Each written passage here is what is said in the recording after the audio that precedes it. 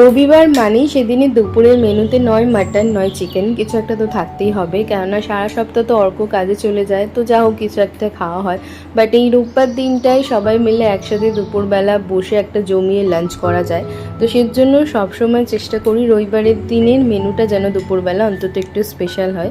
তো সেই মতোই ওর পছন্দের দুটো খাবার বানিয়েছিলাম এই সানডেতে।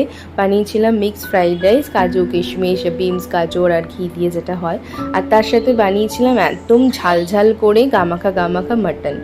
আর মাটনের আমাদের বাড়িতে মাটন কষা হলেও সেটাতে আলু লাগবে, ঝোল হলেও সেটাতে আলু লাগবে, মুদ্দা কাটা মাটনে আলু দিতেই হবে। মাটন কেউ খাক না খাক, আলু সবার পাতে একটা করেই চাই।